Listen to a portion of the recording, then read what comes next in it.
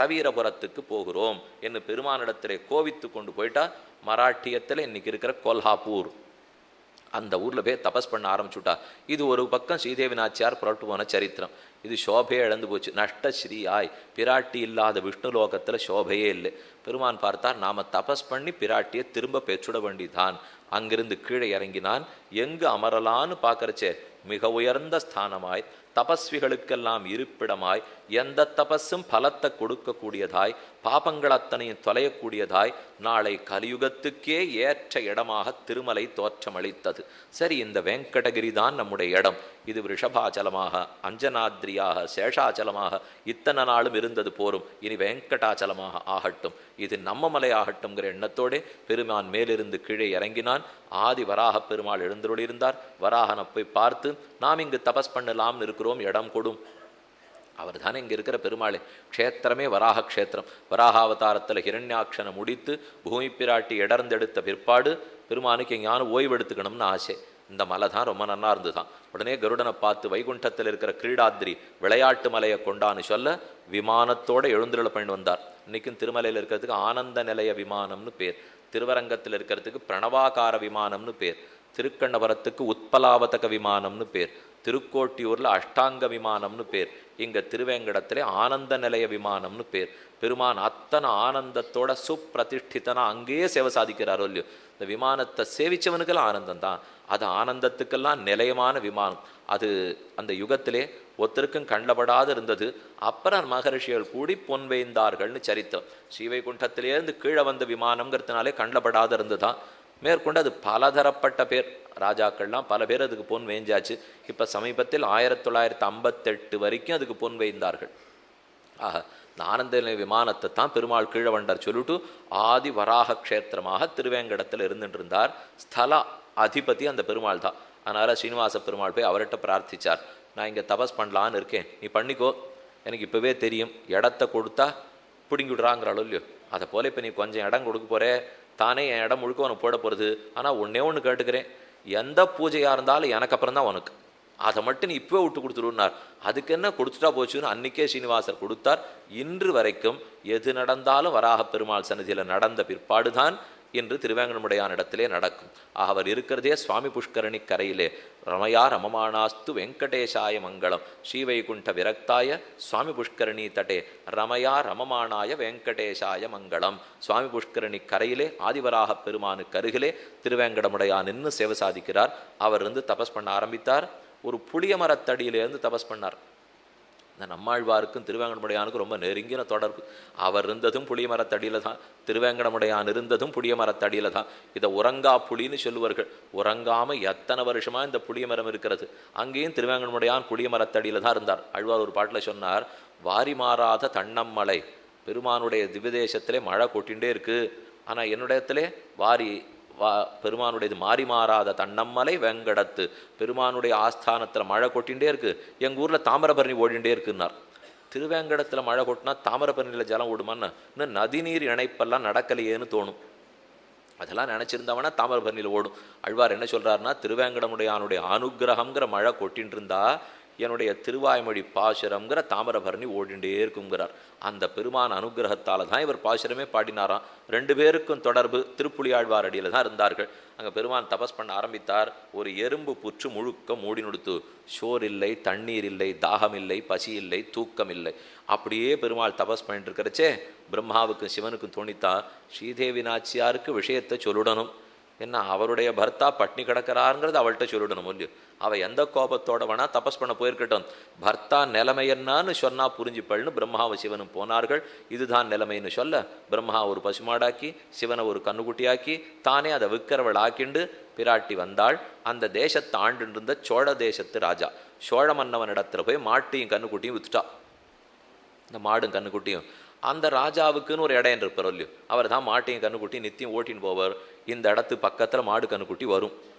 இந்த பாம்பு இந்த புத்து எறும்பு புத்து மூடின்னு இருக்கோ இல்லையோ, கீழே உள்ளுக்குள்ளே உட்காந்து ஸ்ரீனிவாச பெருமாள் தபஸ் பண்ணிட்டு இருக்கார். மாடு வரும், இடப்பிள்ளை ஏதோ பார்த்துட்டு இருக்கிறச்சே எல்லா பாலையும் போய் இதுக்குள்ளே புத்துக்குள்ளே கொட்டுட்டே கிளம்பி போடும். நித்தியம் சாயங்காலம் வந்தால் இது பாலே கொடுக்காது. இடையர் பார்த்தார், எல்லா மாடும் பால் கறக்கிறதே, இந்த மாடு மட்டும் பால் கறக்கலையே, இது ஏதோ நடக்கிறது, சூக்ஷ்மம் இருக்குது, மர்மத்தை கண்டுபிடிச்சிடணும் அப்படின்னு மறுநாள் அந்த மாட்டுக்கு தெரியாத பின்னாடி போனார். மாடு புத்துக்கு மேலே போய் நிற்கிறது.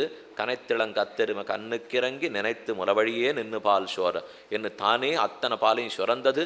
திருவேங்கடமுடையானுக்கு பால் கொடுத்ததாம்.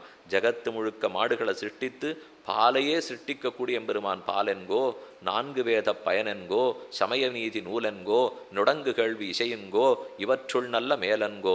பெருமானை பற்றி ஆழ்வார் புகழ்நல் ஒருவனென்கோன்னு பாடுகிறார். புகழ்நல் ஒருவனென்கோ பொருவில் சீர் பூமியென்கோ, திகழுந்தன் பறவையென்கோ தீயென்கோ வாயுவென்கோ, நிகழும் ஆகாசமென்கோ நீழ்ச்சுடர் இடங்குமென்கோ, இகழ்வில் வனைத்துமென்கோ கண்ணனை கூமாரே. மாடும் நீதான், கன்றும் நீதான், குரத்தின் நீதான், பாலும் நீதான், பயனும் நீதான். இது இத்தனை நீ யாருக்கு இந்த பாலை எதிர்பார்த்து உள்ளுக்குள்ள இருந்தான். பாலும் நித்தியம் கொட்டித்து கண்டுபிடிச்சிட்டான் இடையனு. இப்போ இந்த மாடு தான் பண்ணுறது போல இது அடிப்போம் அப்படின்னு கையில் ஷாட்டையை தூக்கின்னு வந்தான். கையில் இருந்த கோடரியை தூக்கி மாட்டை அடிக்கிறதுக்கு போகிறச்சே அந்த மாட்டை ரட்சிக்கணும்னு எண்ணம் எம்பெருமானுக்கு. இந்த மாடு தானே நமக்கு இத்தனை நாளாக பால் கொடுத்தது, யார் ஆசிரித்தனாக இருந்தாலும் ரட்சிக்க உவகை கொள்கிறான் எம்பெருமான். இவன் கோடையை இறக்க போகிறச்சே உள்ளுக்குள்ளேருந்து மாட்டை அடி வாங்கிவிடக்கூடாதுங்கிறதுக்காக பெருமாள் வெளியே புறப்பட கோடரி பெருமானுடைய திருமகண்டலத்தை தாக்க, அதிலிருந்து ரத்தம் துளிக்க, ரத்தத்தினால ஏற்பட்ட கோபம் இடப்பிள்ளைய பெருமான் பார்க்க இறந்து கீழே விழுந்தான். அவன் போயிட்டான். ஒரே ரத்தம் இடத்துலலாம் மாட்டு மேலே ரத்தமாக தெளிச்சிருக்கு. இந்த மாடு என்னாச்சோ, ரத்தம் இது யாருக்கும் ஒன்றும் புரியல. மாடு நேராக ராஜாவிடத்தில் ஓடித்து. ராஜா பார்த்தார், மாட்டு மேலே ரத்தன்னு உடனே பின்னாடி துரத்தின்னு வந்தான். மாடு நேரம் இந்த இடத்துக்கு வந்தது.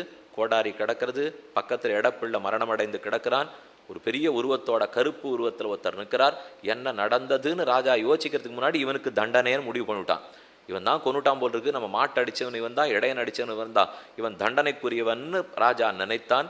நினைத்த மாத்திரத்தில் பெருமானுக்கு கோபம் ஏற்பட, நீ யார் நம்ம சபிக்க, நீ யார் நமக்கு தண்டனை கொடுக்க, நம்ம ஆசிரித்த நடத்திலேன்னு அபச்சாரப்பட்டாய், நீ பிசாச்சமாக திரிவாயின்னு அவனுக்கு சாபமிட்டான்.